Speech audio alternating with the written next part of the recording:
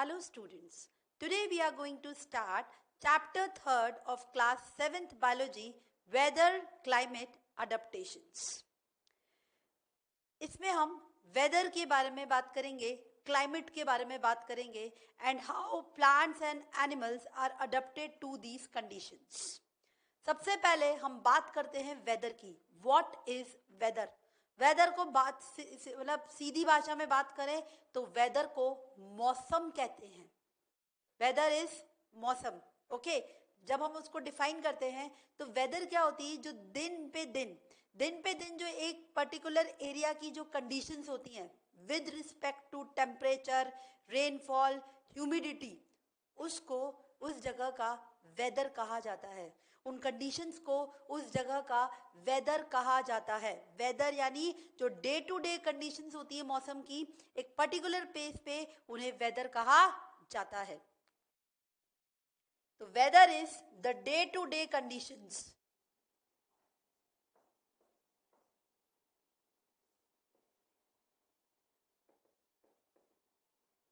The day-to-day conditions at a particular place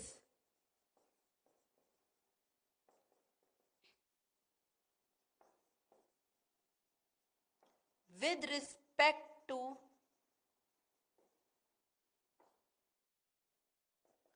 temperature, rainfall, humidity, wind speed, etc.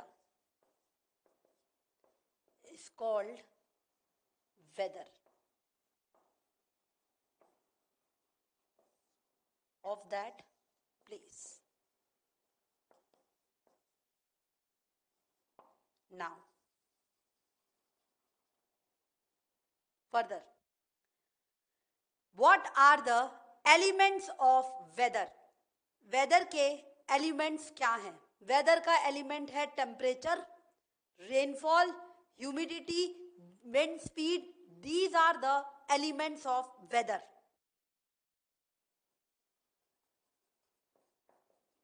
Elements of weather क्या क्या है? Temperature, wind speed, rainfall, humidity, etcetera.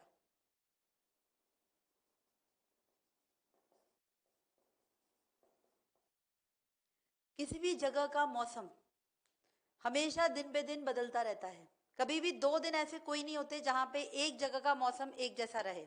जैसे कि कभी एक दिन में टेम्परेचर बहुत ज़्यादा होता है, दूसरे दिन टेम्परेचर थोड़ा कम हो सकता है.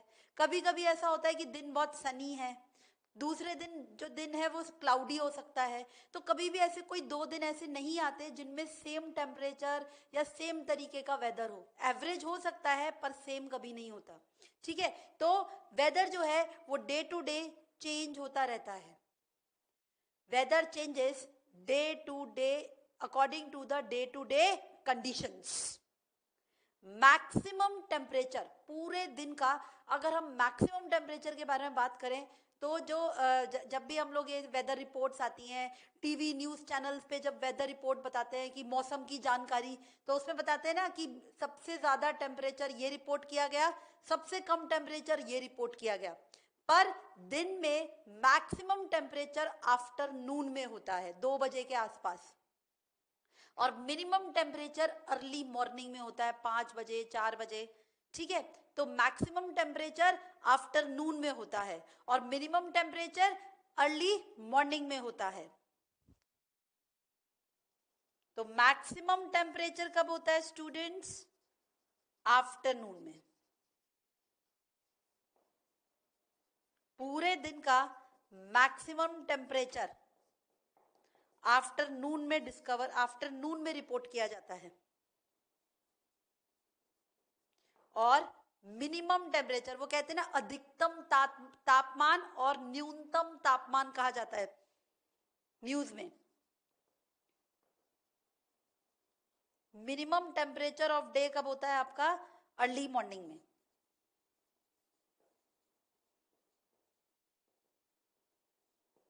Okay, so this is about the maximum temperature of the day and minimum temperature of the day. One most important thing कि वेदर में चेंजेस किस वजह से आते हैं, वेदर में चेंजेस किस वजह से आते हैं. All the changes in weather are caused due to sun. याद रखिएगा, सन की वजह से ही जो दिन प्रतिदिन के जो चेंजेस होते हैं वो आते हैं मौसम में. तो sun is the cause of the changes in weather. तो याद रखिएगा, all the changes in weather are due to sun. Sun is the primary source of energy. All the changes in weather are due to sun. Just remember this thing, that all the changes in the weather are due to sun. Now we'll talk about climate, students. What is a climate? बहुत सारे बच्चे ऐसा समझते हैं कि climate और weather एक ही होते हैं. बहुत सारे बच्चों की ऐसी सोच होती है. वेदर वो होता है जो दिन डे टू डे जो कंडीशन होती है एक जगह की, उसे वेदर कहते हैं. पर एक लंबे समय से जो वेदर कंडीशंस एक एरिया में होती है उसे क्लाइमेट कहा जाता है. जो लॉन्ग टाइम में अगर हम देखते हैं कि जैसे कोटा है, राजस्थान है, तो कोटा में ज़्यादातर समय तक गर्मी रहती है. तो यहाँ का जो क्लाइमेट है उसे हॉट कहा जाता है. तो क्लाइमेट कैसा है, हॉट है. और बारिश थोड़ी कम होती है तो हम इसको हॉट एंड ड्राई क्लाइमेट कहा जाता है. ठीक है. तो लंबे समय से जहाँ की वेदर कंडीशंस, लंबे समय से एक जगह की जो वेदर कंडीशंस होती हैं उसे उस जगह का क्लाइमेट कहा जाता है. The average weather pattern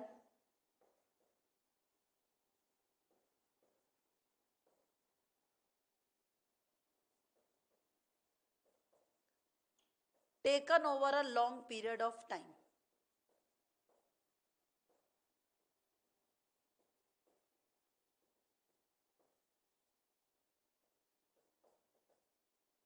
is called climate of that place.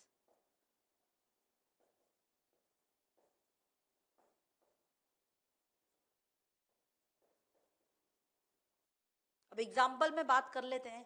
जैसे कि अगर किसी भी जगह का जो क्लाइमेट है, मौसम है, यूँ कह सकते हो वेदर कंडीशंस जो है, अगर किसी भी जगह की वेदर कंडीशंस पूरे साल में ज़्यादातर समय हॉट है और वहाँ पे ज़्यादा रेनफॉल भी होती है, तो उस क्लाइमेट को हॉट एंड वेट कहा जाता है. अगर पूरे साल में ज़्यादातर टाइम वहाँ पे गर्मी रहती है और वहाँ पे ज़्यादा रेनफॉल भी होती है, तो ऐसे क्लाइमेट को हॉट एंड वेट कहते हैं.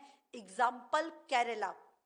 ऐसे ही अगर साल के बहुत ज़्यादा समय में आपके मतलब मौसम में ज़्यादातर गर्मी रहती है और रेनफॉल लेस है, तो ऐसे क्लाइमेट को हॉट एंड ड्राई कहा जाता है. Example Rajasthan. Okay, so this is how we define the climate. Climate is the weather conditions taken over a long period of time at a place. अब हम बात करते हैं further students.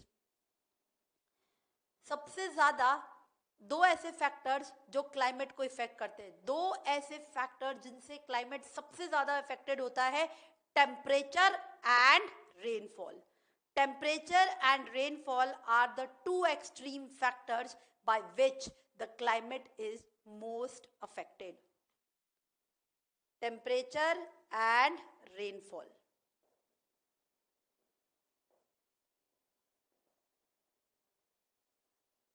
Here are two factors which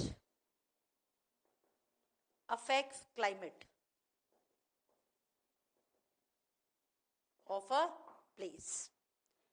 दो important हम बात करेंगे जो मतलब अर्थ के ऊपर दो इम्पॉर्टेंट एक्सट्रीम्स क्लाइमेट के, दो एक्सट्रीम क्लाइमेट जो अर्थ पे पाए जाते हैं. एक होता है ट्रॉपिकल रीजन और एक होता है polar region. Tropical region and polar region. Tropical region warm areas होते हैं, पोलर रीजन कोल्ड एरियाज होते हैं. ठीक है. तो ये दो एक्सट्रीम क्लाइमेट जो अर्थ पे पाए जाते हैं, tropical region and polar regions. ये ट्रॉपिकल and polar regions.